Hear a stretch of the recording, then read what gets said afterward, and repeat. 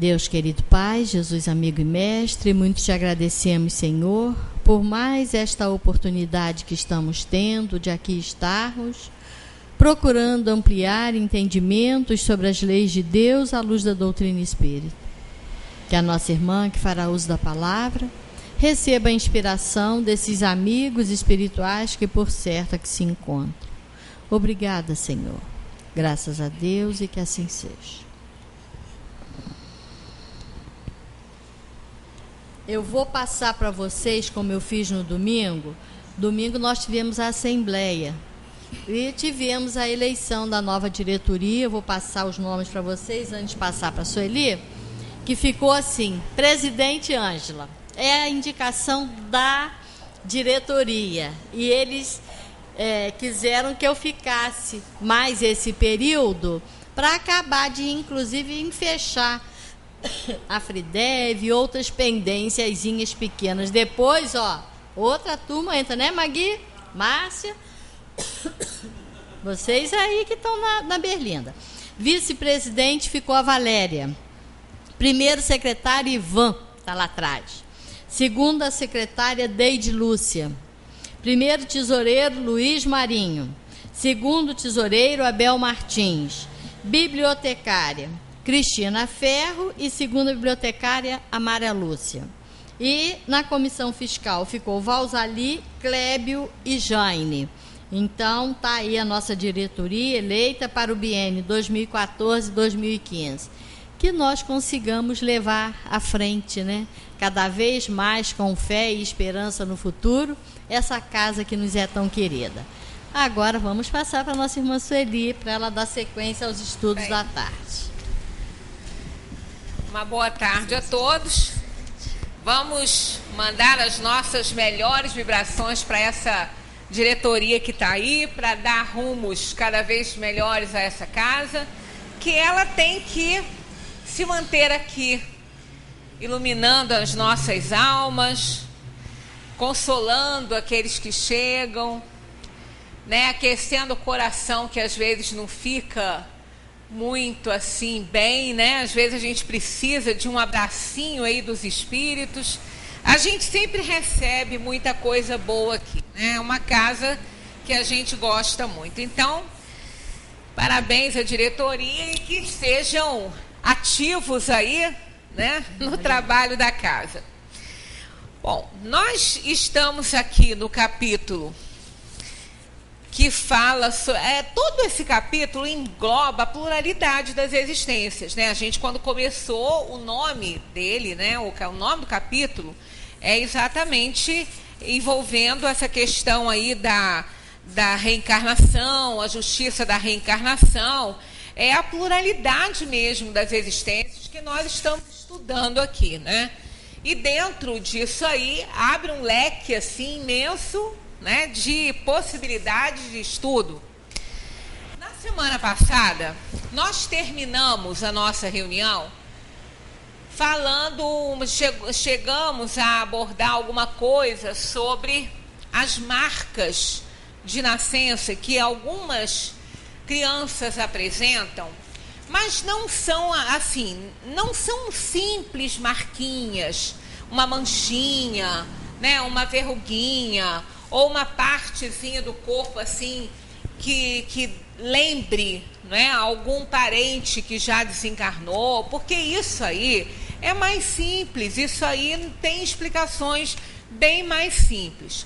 Mas o que estávamos nos referindo quando encerramos aquela reunião de terça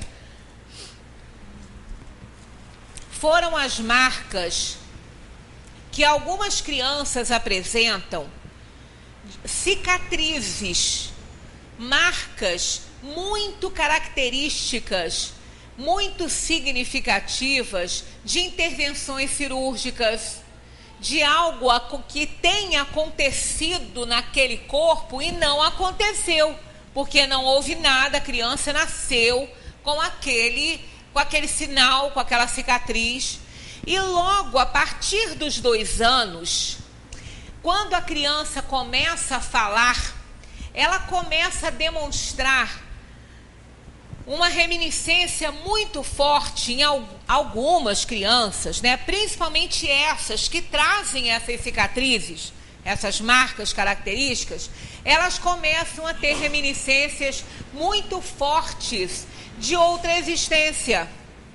Demonstram desejos, demonstram preferências, utilizando às vezes um vocabulário que não é da época dessa criança, inclusive nomes de pratos culinários que não são comuns à nossa culinária, e elas falam com uma facilidade muito grande. Algumas chegam até a falar no idioma que dizem ter sido o idioma delas de outras vidas. Não, elas não se referem a outras vidas, porque elas são pequenas, elas não entendem disso, né? Dessa forma.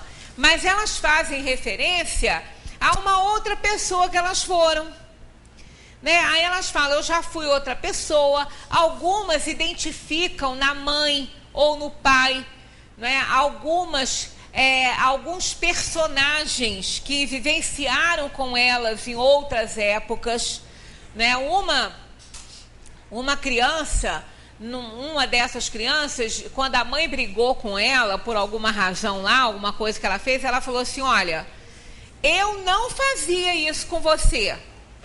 Ela falou assim, como assim você não fazia isso comigo? Quando eu fui sua mãe, eu não fazia assim com você.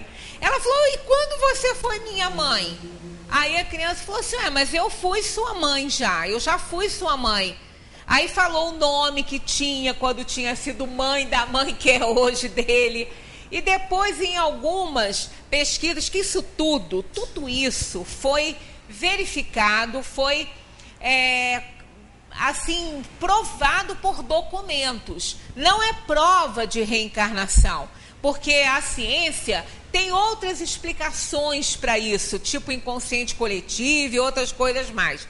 Então isso não serve como prova científica para reencarnação, não, mas são provas circunstanciais, né? Então é muito comum. E algumas, então, trazendo algumas cicatrizes, e ela mostra, tinha um menino que ele, desde que nasceu, ele apresentava um problema cardíaco, que nunca precisou de cirurgia, não. Mas ele apresentava um problema cardíaco, mais assim, digamos assim, melhorado, né? Ele estava melhor do problema. E quando foi diagnosticado aquilo ali, o médico ainda falou, isso seria caso, se fosse mais grave, para uma cirurgia. E, curiosamente, o médico falou assim, curiosamente, seria uma cirurgia muito parecida com essa marca que ele tem. E, né, aí a mãe falou assim, eu sempre notei isso, parece uma cicatriz, né? Ele falou, pois é, a cirurgia que, se o problema dele fosse mais grave, ele precisaria, ela faria uma cicatriz dessas. Aí o menino virou e falou assim, mas eu já fui operado do coração. Aí o médico falou, mas como? A mãe, mas não, você não foi operado. Ele falou, eu fui, eu era fulano de tal, deu o nome do personagem, eu era fulano de tal, e eu tive um problema no coração e eu fui operado do coração. Mas não agora, eu fui operado antes. Ele era muito pequeno para saber sobre essa questão de reencarnação. Aí ele deu o nome da mãe, onde morava. Ele relatou tudo. Ele morava na mesma, assim, no mesmo estado, mas numa cidade bem distante da que ele estava morando agora. Então eles foram verificar, né, nos documentos e livros de registros e tudo, e constava essa família, né? Até não me lembro há quanto tempo tinha, mas eu acho que tinha 50 anos que esse personagem que ele falou que era, né, tinha desencarnado, tinha morrido, tinha 50 anos. E ele relatou tudo, quer dizer, aí eles foram ver, realmente constava, né, nos documentos e tudo, aquela pessoa morreu numa idade adulta com aquele problema de coração. Foi feita a cirurgia, mas ele não resistiu. Eles chegaram a fazer o que tinham que fazer, consertaram direitinho lá, mas ele teve uma infecção e acabou morrendo. Quer dizer, o problema cardíaco tinha sido resolvido, mas ele teve uma infecção no local da cirurgia, então ele veio a falecer, ele desencarnou. E esse espírito, não se sabe por que razão, Deus é que sabe dessas coisas, né? Lembrava direitinho e trouxe, e conseguiu, aquilo foi tão marcante para ele, que ele conseguiu imprimir no novo corpo físico, que não tinha nada a ver com o outro. As fotos eram totalmente diferentes, né? Ele não guardava nenhum traço físico, assim, fisionômico, nem nada da outra encarnação, com aquela outra pessoa, né? Que eles encontraram fotos, mas ele trazia aquela cicatriz ali. E o problema cardíaco era um problema simples, que ele trouxe, né? Seria tratado só algumas sequelazinhas, e depois o médico, analisando todos aqueles prontuários e o que aconteceu com aquele outro personagem na época, ele falou que o que ele tem agora é muito parecido com as sequelas que aquele homem teria se ele não tivesse morrido. Então, isso se encaixava perfeitamente, as lembranças todas, a marca no corpo físico, né, aquela cicatriz. E isso tem outras situações. Um outro menino que gostava muito de armas desde pequeno, ele gostava muito de armas, a mãe não gostava. E ele tinha uma habilidade grande com as armas de brinquedo. E o pai dele tinha arma em casa, ficava até preocupado, mas ele falava: não tem que se preocupar, pai, eu sei lidar com isso. Falava assim para o pai: eu sei lidar com isso. Aí o pai: como você sabe lidar com isso? Menino bem pequeno. Ué, mas eu sei lidar com isso porque eu era policial. Eu tinha minha arma. Aí ele falou: mas como? Você é policial? Você brinca disso? Ele falou: não, eu não brinco disso. Eu gosto disso, mas eu já fui um policial. E eu, quando morri, eu morri trabalhando. Eu levei um tiro. E foi assim que eu morri. E ele trazia também uma marca no corpo físico, no peito, e outra atrás, quase que na mesma direção, assim.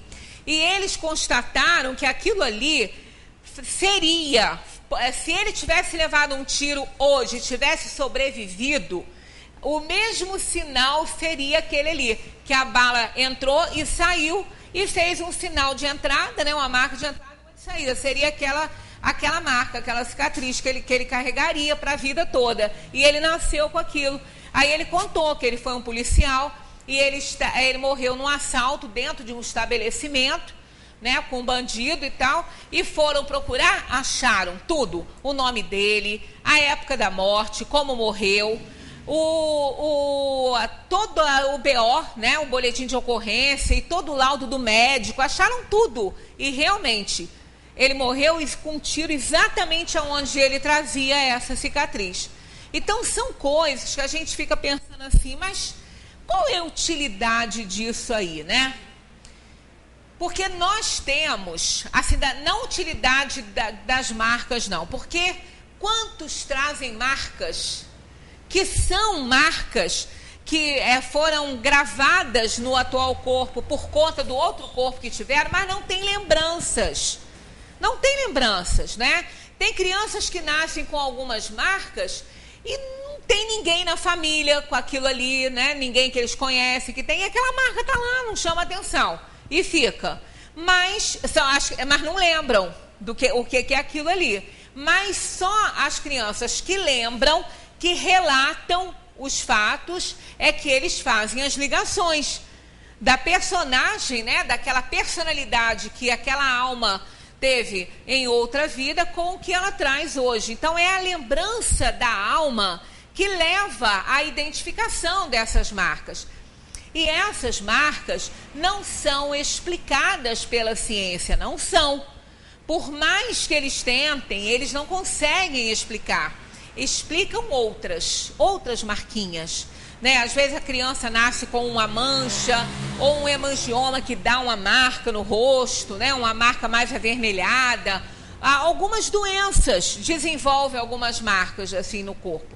Então, muitas são explicadas, ou essas mesmas marcas poderiam ser explicadas por personalidades passadas, mas como a criança não lembra, então ninguém pesquisa nada, mas os que lembram, aí sim, a pesquisa é feita. Então, aqui no Brasil, nós tivemos o professor Hernani Guimarães, doutor Hernani Guimarães, que escreveu um livro, né, de casos de reencarnações, que as almas encarnadas, a criança, no caso, lembrava, né, e foram pesquisar e encontraram todos os dados. Então, acho que são 20, não, dele acho que são 12.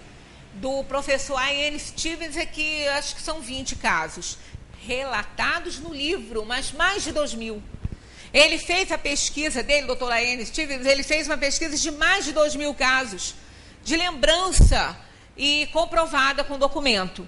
Mas ele relatou em alguns livros, o mais conhecido deles é 20 casos de reencarnação, inclusive nesse psiquiatra americano, inclusive casos brasileiros estão ali marcados. E muito interessante que nesse livro do Dr. Hernani Guimarães, ele relata um caso em que o personagem que lembrava, né, da sua encarnação passada, já era adulto, ele lembrava e tinha ainda parente dele vivendo. É um político, ele reservou o nome da pessoa, ele não expôs, né? Mas quando foi buscar a documentação, ainda tem a família dele lá. Com alguns ainda já mais idosos, bem mais idosos, mas que conviveram com aquela alma hoje encarnada em outra personalidade, mas conviveram com ele no passado. Uma história parecida com aquele livro que virou filme, né? Minha Vida na Outra Vida. Esse também foi um caso interessantíssimo. Ela começou já casada, já tinha filhos e tudo, ela começou a ter uns flashes de memória e de visão. Aquilo parecia algo que vinha assim como um relâmpago e mostrava alguma coisa para ela. Ela via umas imagens e depois ela começou a lembrar da vida que ela tinha na Europa, né? Acho que ela era americana nessa e ela viveu lá, não sei se foi na Irlanda ou na Escócia, foi qualquer coisa assim. E ela atormentou tanto o marido que ele acabou, num aniversário de casamento, levando ela para passear lá onde ela queria. E ela acabou encontrando a casa que ela morava. E ainda tinha um irmão dela vivo, bem idoso. Ainda tinha um irmão dela. E aí depois eles tiram termina, me parece que esse filme termina com a foto da família atual e ele, que é o único que estava vivo, na foto, encarnado, evidentemente. Então é muito interessante, quer dizer, são casos que a ciência vai explicar de outra maneira, né? Não resta dúvida, mas a gente sabe que isso aí é fato e não é nada criado, né? Como Kardec explicou, e Herculano Pires faz aqui uns comentários, ó. Os espíritos aludem à eternidade espiritual da doutrina em sua permanente projeção na Terra.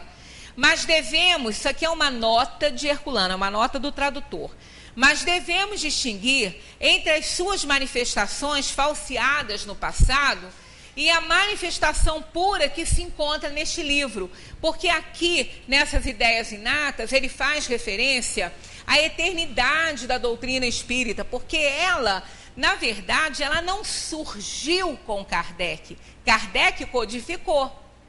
Mas ela sempre existiu, porque ela pertence à natureza, né? As coisas que a doutrina espírita revela, né? As coisas que Kardec codificou, são revelações que ele codificou, elas pertencem à natureza. Ele não inventou, ele não criou. Então ela é muito antiga, ela é tão antiga quanto a Terra, quanto o mundo, quanto tudo, quanto o universo. Ela é tão antiga quanto, né? O problema é que ela era cheia, né, de superstições, as ideias reencarnacionistas, as ideias da lei de causa e efeito, muito cheias de superstições. E, portanto, ela é uma doutrina eterna, né? Ela não é novinha, como o tempo que ela tem da codificação de Kardec de 1857 para cá. Ele codificou em 1857, mas essas verdades pertencem à natureza. Então, Herculano fala isso aqui. Mas devemos distinguir entre as suas manifestações falseadas no passado e a manifestação pura que se encontra neste livro, né, em O Livro dos Espíritos. Os traços da doutrina espírita marcam o roteiro da evolução humana na Terra, mas só com este livro ela se apresentou definida e completa. Não que as coisas antes não fossem verdadeiras, elas apenas eram falseadas pelas interpretações errôneas, pelas interpretações convencionais que se davam, né, às ideias da natureza. Isso até hoje acontece, e por muitas superstições, muitas crendices, que então a codificação com Kardec desfez essas crendices, desfez essas superstições, né? Nesse sentido, ela é nova nesse sentido, mas as ideias não, as ideias são antigas, né? Desde que o homem está na Terra.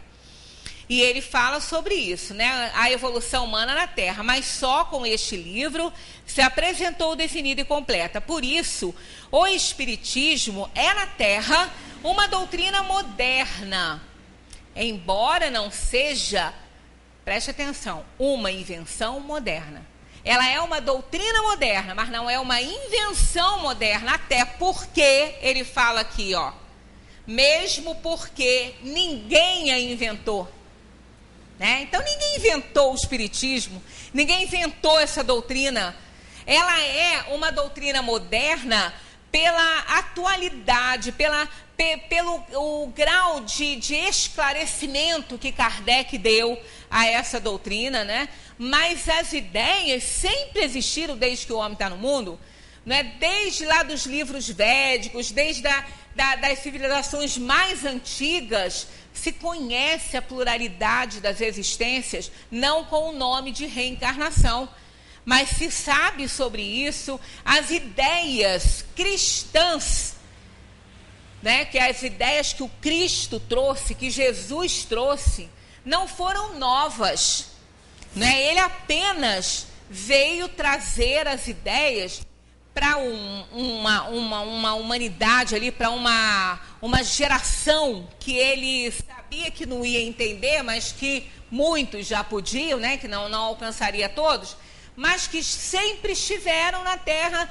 nas civilizações mais antigas, nas civilizações orientais, não no Ocidente, mas no Oriente sim, do Ocidente também, mas não tanto quanto no Oriente. No Ocidente mais com as tribos, né, que a gente sempre reverenciou aqui no nosso continente, os maias, os incas, os astecas. Ah, mas eles faziam sacrifícios humanos.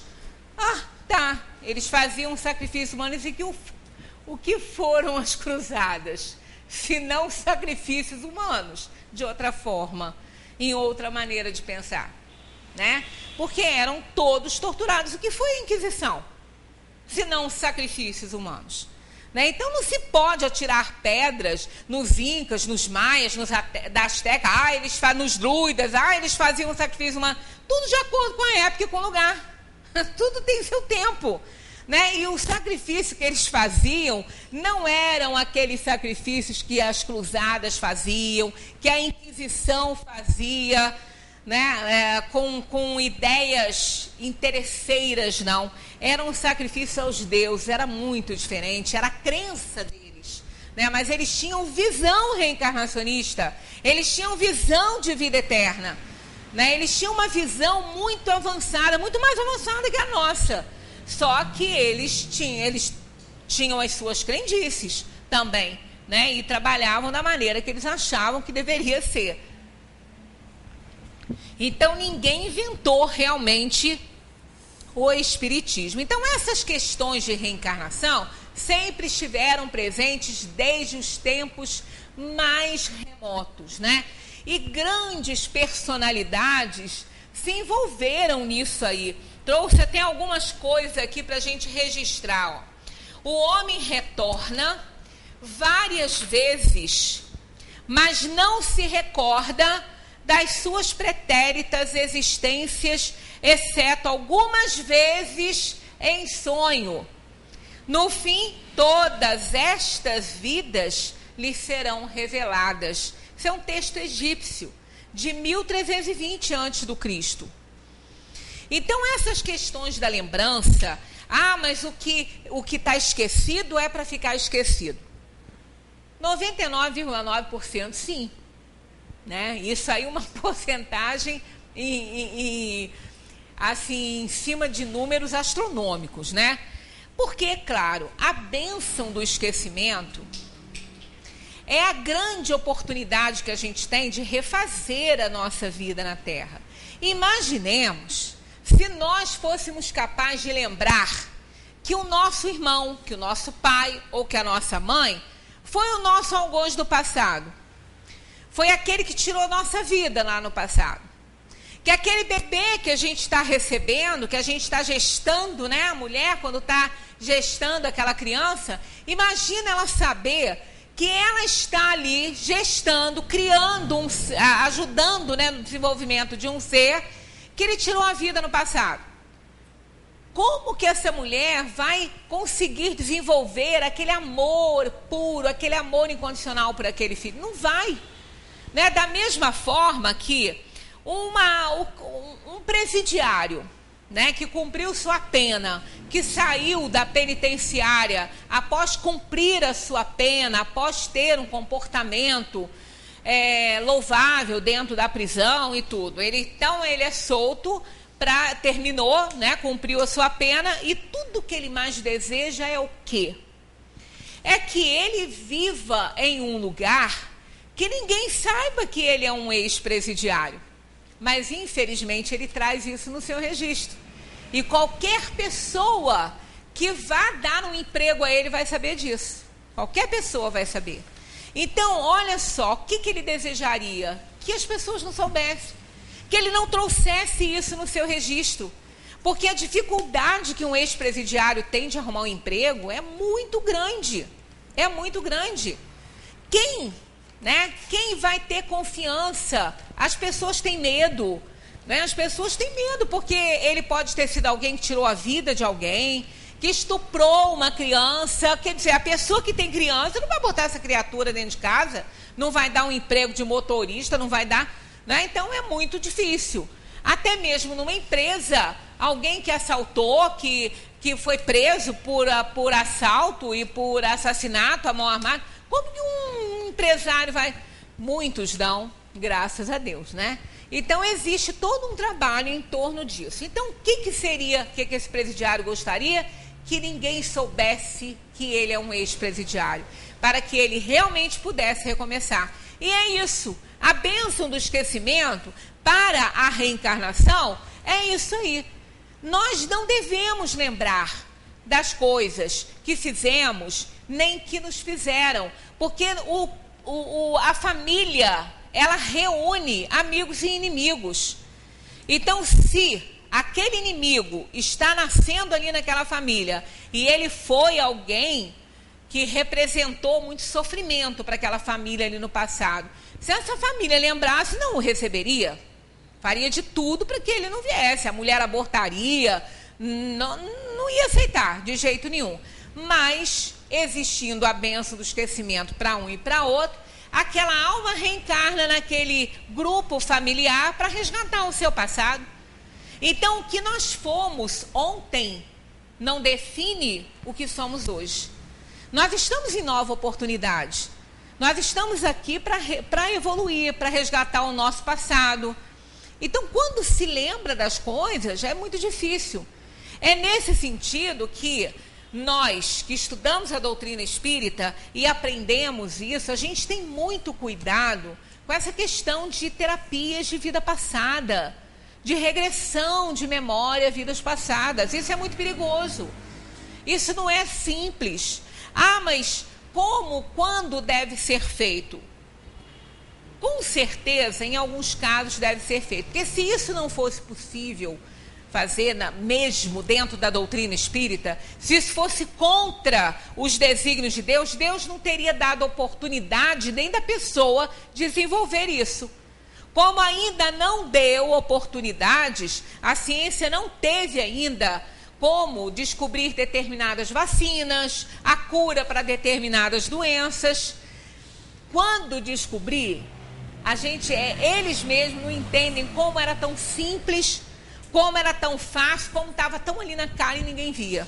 É porque não estava na hora, é porque não devia, é porque as almas ainda precisam dessas doenças para fazer seu resgate dentro das provações e expiações, porque ainda precisam sofrer essas doenças, por isso que ainda não ainda não se encontrou a cura para todas. E a hora que se encontrar a cura para algumas que estão aqui, surgem novas. Porque o espírito está na Terra para espiar e provar. Então ele precisa das doenças que ele arrumou em outras vidas com seus desregramentos, para nas próximas encarnações ele resgatar e limpar o perispírito, né? Fazer a limpeza desses fluidos que estão marcados pela negligência, imprudência e maldade, né, dele mesmo em outras vidas. Então essas doenças ainda são necessárias. E quanto à questão da lembrança, a maioria não lembra, mas como aqui esse texto egípcio falou que, exceto algumas vezes em sonho, há uma necessidade da gente lembrar,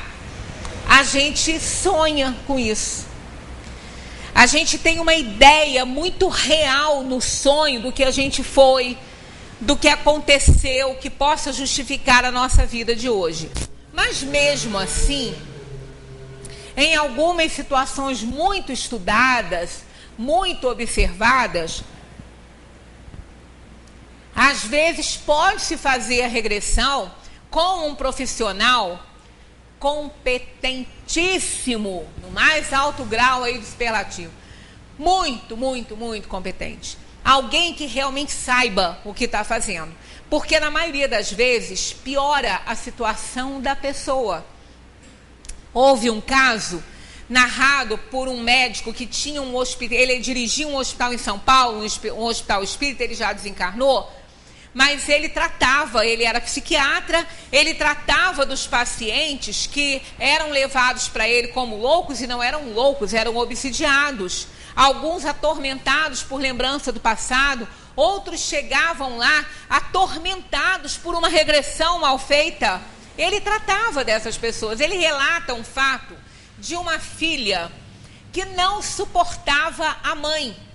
Ela tinha pavor da mãe. E a mãe era uma pessoa maravilhosa, tinha por ela um amor incondicional, sabia dessa rejeição, mas nunca conversaram a respeito, mas a mãe sentia que ela não gostava dela, né? Ela não conseguia abraçar a mãe, e isso para ela era um problema seríssimo, porque a mãe era muito boa para ela. A mãe era uma mãe mesmo, era uma doçura para ela, tratava ela com amor intenso e ela não conseguia receber. Então ela procurou um desses terapeutas para fazer regressão de memória, e lá foi ela. Olha, foi uma desgraça o que aconteceu, porque porque na regressão de memória, nesse tratamento, não é a gente não vai ao passado, não. A gente não vai para lá, não, como se estivesse viajando aí no túnel do tempo, não. São os acontecimentos, tudo que está arquivado no nosso subconsciente, que nós temos, o cérebro, tem 3 andares. Nossa casa mental, ela tem 3 andares. Ela tem o subconsciente, o consciente e o superconsciente. A alma encarna e vai vivenciando as experiências, vai aprendendo, vai passando por uma série de situações, boas e ruins. Todas as atividades da alma ficam gravadas no seu arquivo mental. Quando desencarna, é como se fizesse uma transferência, como a gente faz em computador, que a gente grava CD, grava num HD externo, as coisas que estão ali, num pendrive, né? A gente não faz isso? Pois é, o cérebro faz isso. Aliás, o espírito faz isso com o cérebro. quando por ocasião da morte, né, da aproximação da morte, e isso é vivenciado um pouco pelas pessoas que têm a experiência de quase morte. Todas elas que passam por essa experiência dizem que a vida toda delas passa como se fosse um filme, muito rápido. Todas as cenas, todos os acontecimentos, todas as pessoas que conviveram, quando elas retornam, elas relatam isso. Mais de 90% das pessoas que passaram por essa experiência e foram estudadas e foram para grupos, né, de estudo para isso, relataram que viram a vida passar como se fosse um filme. Aquilo ali é o espírito fazendo backup, como se faz em computador. É o espírito passando para o seu núcleo em potenciação, que o espírito tem, sem número, né? Inúmeros núcleos em potenciação, porque ele armazena no arquivo mental da alma. Porque o corpo está indo embora, a casa mental está morrendo, né? A mente é o espírito, a casa dela, né? Mais ou menos, que nem sempre é ali no cérebro, mas na maioria é. Então passa para os núcleos em potenciação e ficam lá arquivados. Por ocasião da reencarnação desta mesma alma, isso volta a ser feito novamente. As encarnações principais passadas, as atividades que mais marcaram passadas, elas vão para essa casa do subconsciente da mente, da casa mental, que é no corpo físico, e ali elas ficam, né? Então nós temos esse subconsciente, que é a casa das realizações passadas, dessa e de outras vidas, o consciente, que é o que acontece hoje, que são as nossas atividades atuais, as nossas preocupações, a nossa vida, nosso trabalho, nossa vida em família, tudo, né? E o superconsciente, que é o terceiro andar, que é a casa das realizações superiores. É a casa dos desejos, das aspirações. Nessa casa, a gente não entra. Não é possível entrar nesse andar. Não é possível conseguir, num trabalho hipnótico, seja o que for, pesquisar esse andar, porque ele ainda não aconteceu. É o superconsciente, o espírito não vivenciou. Ali está já gravado os desejos e as aspirações da alma, mas ainda não aconteceram, né? Então, só os desejos. Então, por conta da regressão da hipnose, que é feita para que a alma possa, né, perceber as suas existências passadas, o terapeuta induz, através da hipnose, o subconsciente liberar as lembranças, né, para o consciente. Então, é o passado que vem até nós. Somos nós que vamos lá. Ele induz a alma a vasculhar no seu subconsciente aquela vivência, aquela época, tanto que ele induz a época, né? Que se o problema, dependendo que ele sabe o problema da pessoa, ele induz essa mulher, por exemplo, essa moça, ela foi a última vida passada, porque o terapeuta entendeu que deveria estar ali o problema dela com a mãe. E estava, realmente. Então, as vivências dela foram assim, angustiantes, aflitivas. Foi uma vida terrível que ela teve com aquela alma na outra encarnação. Aquela mãe que tanto ela detesta foi aquela que mais fez ela sofrer e acabou por tirar a vida dela naquela encarnação. Foi terrível. E o que aconteceu? A falta de habilidade desse terapeuta não fez as lembranças retornarem ao subconsciente. Ele não conseguiu. Foi tanta vivência tão real, tanta aflição, que ele não conseguiu fazer que aquela que fazia a catarse, que eles falam, né? Que é feito assim. O terapeuta leva, então, essa pessoa a entender que aquilo aconteceu no passado,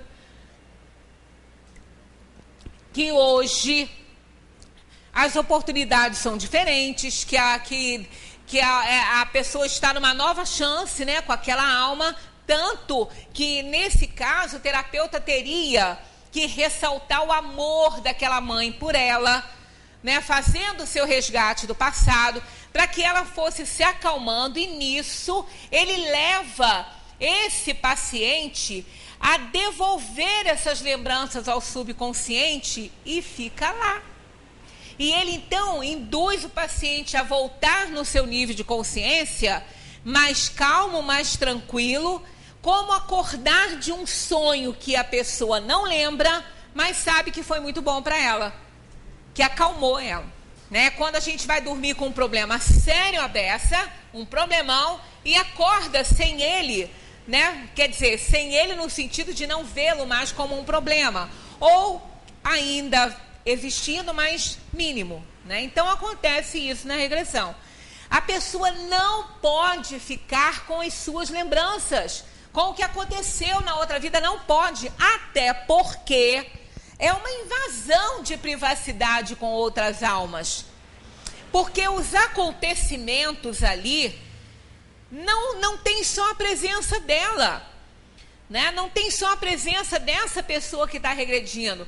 Tem a presença das pessoas que conviveram, que no caso foi a mãe dela e outros provavelmente que estavam na vida dela hoje, que também participaram daquilo lá no passado, mas ele não relata os outros, mas ela provavelmente reconheceu os outros, né? Como no livro do professor Brian Weiss, ele mostra isso, aquela paciente voltava a vidas a lembrança de vidas passadas e reconhecia pacientes, ela reconheceu ele mesmo, o próprio médico, numa vida dela passada.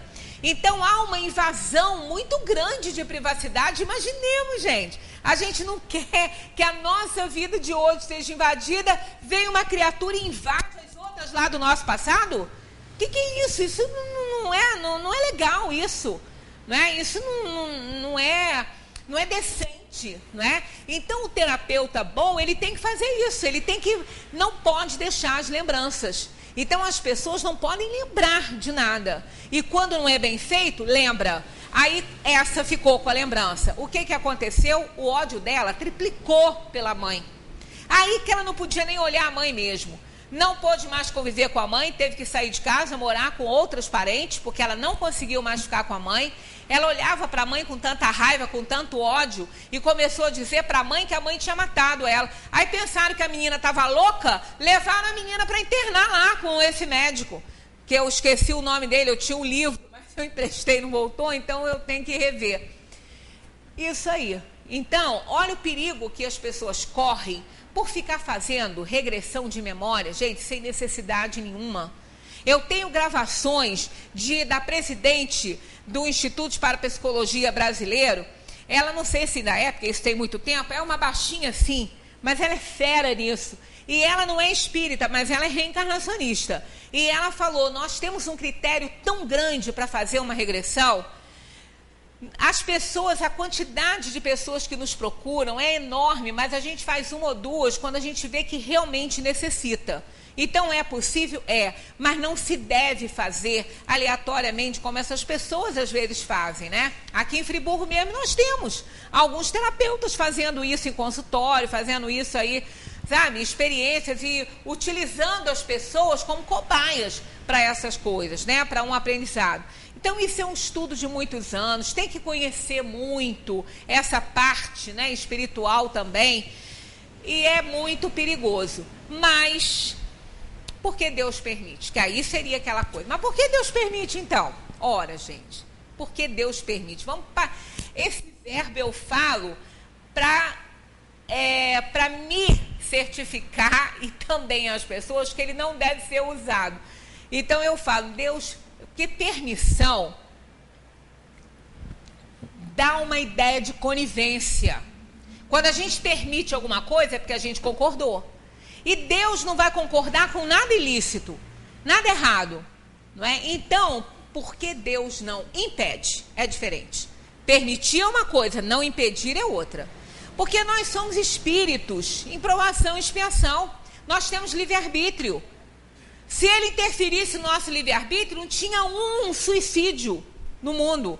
Como a gente já falou sobre isso aqui, ele impediria todos, que ele pode. Ele é onisciente, onipotente, onipresente, pode tudo. Vê tudo, está em todos os lugares, é soberanamente justo e bom. Pronto. Isso é o bastante para impedir suicídio, para impedir que uma pessoa caia na mão de um terapeuta doido que faz uma coisa dessa com a pessoa. Né? Então, isso aí, Deus não impede. Não impede porque faz parte do livre-arbítrio da pessoa. Nós temos que entender que se nós nascemos sem lembrar das coisas que aconteceram no passado, é para ficar assim. Caso tenha necessidade, a gente vai ter um sonho, ou então, se a gente não conseguir interpretar esse sonho da maneira real, e não com essas interpretações de sonhos doidos aí, que sonhar com dente é morte na família, eu já não ia ter mais um parente. Porque eu sonho muito com dente, porque eu tenho um aparelho, ele me incomoda, então eu fico com aquilo ali na cabeça, né? Brinco com a minha prima, que é minha dentista, que eu ainda mato ela. Eu falo, se eu não fosse espírito, eu já tinha te matado, hein? Aí ela não pode ver uma boca que ela quer botar aparelho. Eu já falei, nem Bela, não deixo nem minha cachorra passar perto de vocês. Você vai meter um aparelho na boca da cachorra também, né? Ela ri muito, ela fala assim, é para endireitar, para todo mundo ficar com um sorriso lindo, né? Com os dentes bonitos. Pois é, então, eu fico atormentada porque isso machuca, e a gente já velha com essas coisas na boca, isso é bom para criança, né? Mas aí eu fico pensando muito nisso, eu sonho muito que eu estou com o dente caindo, que eu perdi dente, porque ela uma vez falou que se eu não pusesse que eu ia ficar sem dente, eu fiquei apavorada. Então, eu sonho com isso porque isso está no meu nível de consciência. Isso é alvo das minhas preocupações atuais. Não é porque vai morrer parente, não, porque eu já não ia ter mais ninguém na família. Então, isso tudo é besteira, isso é bobagem, que sonhar com isso, que é morte, que é o quê? Isso é besteira. Mas um sonho revelador é diferente. Um sonho revelador de uma vida passada, ele vai ser muito bem assistido, porque nós vamos ser assistidos. O que vai acontecer nesse sonho? O mesmo que acontece numa regressão. Só que não é hipnose, não.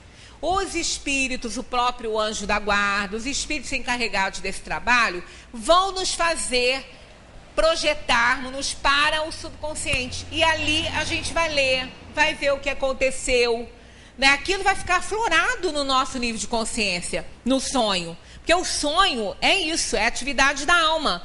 Quando a gente se projeta para o subconsciente, a gente entra em contato com vivências passadas.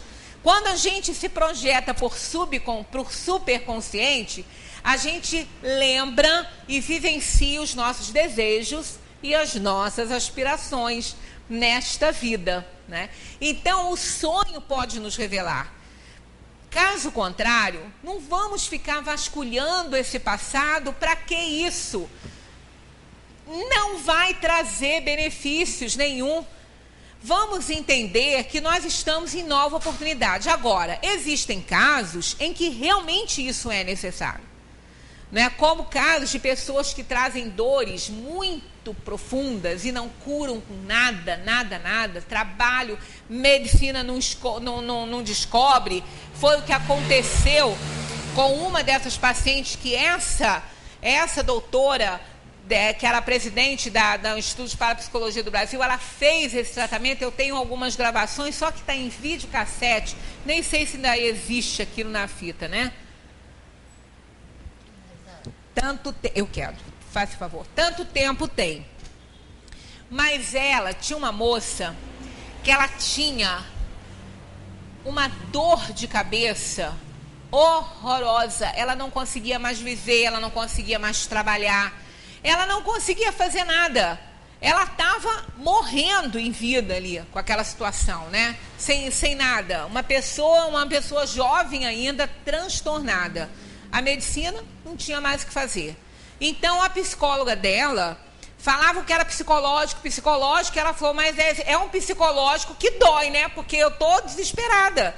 Ela vivia muito mal, coitadinha. Então, a psicóloga pediu que ela fosse a essa doutora para fazer uma avaliação com ela, e a doutora achou que realmente isso poderia ajudar, e fez uma regressão, que não foi nem a última dela, não. Numa das que ela lembrou, né, que ela conseguiu lembrar, ela foi uma daquelas pessoas que eram jogadas na arena para divertir os romanos, porque não eram só cristãos, não, qualquer um jogava lá, era festa, eles se divertiam com isso. Caso o imperador romano fosse receber um outro imperador de outro reino, ele queria mostrar sua força, um grande espetáculo. Aí ele fazia isso, jogava as pessoas lá para os leões pegarem, né, para ser uma diversão. Era assim que a coisa andava naquela época. E ela foi uma daquelas pessoas jogadas lá. E ela lembrou, né, veio ao seu nível de consciência. Ela não morreu devorada, ela morreu pela patada dele. Ele deu uma patada na cabeça dela, deve ter aberto, sei lá o quê, mas ela lembra daquela coisa, daquilo ela ficou claro para ela. A única coisa que ficou para ela de lembrança, que ela conta isso depois, foi realmente, ela disse que é como se ela visse uma pata enorme batendo na cabeça dela. Isso a terapeuta não conseguiu, mas isso não causou nenhum problema a ela. Pelo contrário, depois, com muito trabalho, né, de terapia, ela ficou sabendo que aquilo aconteceu no passado. E ela ficou sendo tratada para que ela deixasse aquilo no passado. Aí ela fala que ela ainda tinha dores, mas não era igual a antes. Ela estava trabalhando, ela estava namorando, ela tinha marcado casamento, ela estava vivendo, né? Então, para ela foi bom aquilo ali. Mas em casos raros. Então, a gente não deve ficar nessas lembranças, porque quando Deus quer nos chamar a atenção, quando Deus quer nos mostrar alguma coisa, Ele libera a lembrança, como acontece com essas crianças que trazem essas marcas. Porque aí as crianças lembram naturalmente, não foi nada imposto, não foi nada, né, exigido delas, elas naturalmente lembram, trazem a marca no corpo físico, porque é o tempo disso? É o tempo disso. Não são espetáculos mirabolantes né, que qualquer mágico aí faz. Né? A gente tem um programa na Discovery que tem um mágico que faz umas coisas ali impossíveis, que quando a gente olha aquilo, realmente, o cara botou um celular dentro da garrafa. Como ele fez aquilo, eu não sei, mas é uma mágica. Provavelmente era uma outra garrafa, já com o celular, que ele trocou, sei lá o quê. Ele pegou o celular do cara, ele pegou e falou para ele, você gosta do seu celular? Ele falou, eu gosto, minha vida está aí. Ele falou, pois é, mas sua vida agora vai para a garrafa. Deu um soco, um tapinha na garrafa, fez qualquer coisa, o celular do cara foi para dentro da garrafa. Como que entrou? Não sei, nem ele sabe, né, o dono do celular. Eu não vi se ele tirou. Eu vi que ele botou. Não vi se ele tirou. Então, gente, para quê que médiuns vão ficar fazendo espetáculos mediúnicos de transformação de água em vinho, como Jesus fez lá? É possível? Claro que é. Um médium de efeito físico bota isso aqui pretinho, ó. Bota isso aqui e vira um vinho aqui. E isso aí, para os espíritas, não é nenhum fenômeno sobrenatural, não. Isso é fluido, mexendo com as propriedades da água. Né? Podem fazer qualquer coisa desde que Deus não impeça. Vamos tirar o permitir aí. Então, isso não ia provar para ninguém a reencarnação. Né? Não ia provar para ninguém. Se anunciássemos que aqui, nessa reunião, ia ter um médium de efeito físico, fazendo aparecer alguma coisa aqui, ia ter que fechar a rua, chamar a polícia, porque isso aqui ia ficar assim, ó, lotado de curiosos, né? Mas todos que sairiam daqui iam sair crentes na reencarnação? Convictos da reencarnação? Claro que não, vem pelo espetáculo. Como muitas seitas e religiões enchem estados pelo espetáculo que eles oferecem, mais nada. Agora, todos nós que estamos aqui, estamos aprendendo sobre reencarnação? Sim. Sem ver fenômeno nenhum, apenas pela lógica dos fatos que a doutrina apresenta. Né? E isso é que importa. Então, não vamos nos preocupar com nenhum fenômeno, não, porque o que vai realmente provar a existência da alma cientificamente são as revelações naturais que vão acontecendo, são os resultados das pesquisas científicas que vão aproximando o homem de Deus, né? Que vão aproximando o homem de coisas que ele não pode explicar. O cientista que ele não pode, como, por exemplo, as marcas, as cicatrizes acompanhadas da lembrança de uma outra vida, comprovada por documentos. Isso sim Ainda não é prova, mas pode chegar lá? Pode. O que aproxima realmente a alma da ciência, né, a convicção de que ela é o elemento inteligente do universo, que ela está presente, que ela sobrevive, para a ciência, o que vai aproximar, realmente são essas descobertas. A última eu já comentei aqui com vocês, que é a questão da contagem dos genes, no genoma. Né? Que o homem tem 25 mil e um pé de milho tem 30 mil. Ninguém explica. Como é que um cientista explica isso? Não explica. Está dando um nó na cabeça deles. Está dando um nó agora. Isso não é coisa passada, não. Isso está lá em discussão. Como que pode 25 mil genes determinarem a complexidade da organização humana? De um cérebro humano, olha, os médicos não sabem nada disso ainda. Eles falam mesmo, os neurologistas, os neurocirurgiões, dizem que ficam fascinados, encantados com o funcionamento dessa máquina. Né? E como? Quem determina? Porque na ciência, o que determina são os genes. Para a ciência, são eles que determinam a complexidade de qualquer elemento físico, né? São eles. E, no entanto, como que pode um pé de milho ter 30, né? Uma ameba ter 19 mil e o homem, né? O corpo humano ter 25 mil? Não pode. Né? Então, claro que tem alguma coisa além disso, determinando esses genes, aqueles que podem ser ativos e os que podem ser desativados. Existe. Então, a ciência vai chegar para isso. A reencarnação vai chegar através disso. Né? E não de espetáculos aí estrondosos que qualquer mágico faz. Imagina botar um celular dentro de uma garrafa, né? É algo? É mágica? É. Ele sabe fazer. Ele é hábil para isso. Então, para que médiuns vão fazer essas coisas? Para quê? Não precisa. Os prestidigitadores estão aí fazendo isso, né? Então, é a luz da inteligência, da evidência dos fatos que vão provar a questão da reencarnação, né? E com isso vão provar, claro, que o espírito, se ele sobreexiste, ele pré-existe, trazendo ideias, trazendo desejos, trazendo conhecimentos, que são as ideias inatas.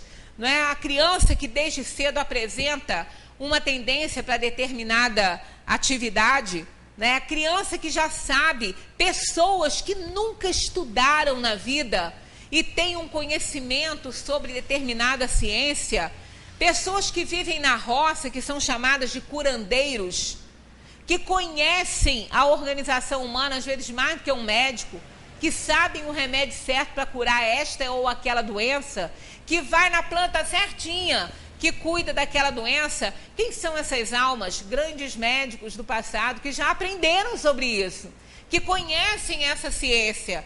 Né? Então, isso tudo é a beleza, né, dessa sabedoria divina que permite que a alma reencarne e que pegue do ponto que ela deixou a sua evolução em determinada ciência, em determinado conhecimento.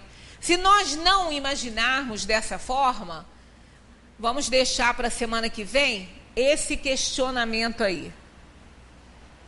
Se não houvesse a reencarnação, Deus estaria criando espíritos mais inteligentes? Deus estaria criando espíritos mais sábios? Será? Porque se ele estiver fazendo isso, eu deixo de acreditar nele. Eu deixo de tê-lo em meu coração. Vou brigar. Por quê? Que eu tive que trabalhar tanto para desenvolver o pouquinho de inteligência que tenho. E ele criando seres muito inteligentes. Por que não me criou, então, muito inteligente? Porque se ele não criou seres mais inteligentes que outros, como explicar os seres que viveram lá atrás na Idade da Pedra e os que estão vivendo hoje? Como explicar isso? Então fica aí o questionamento. Quem quiser, ó, o assunto está aqui, ó. 222. Considerações sobre a pluralidade das existências, que é o que a gente vai fazer semana que vem. Muita paz para todos. E muito estudo também.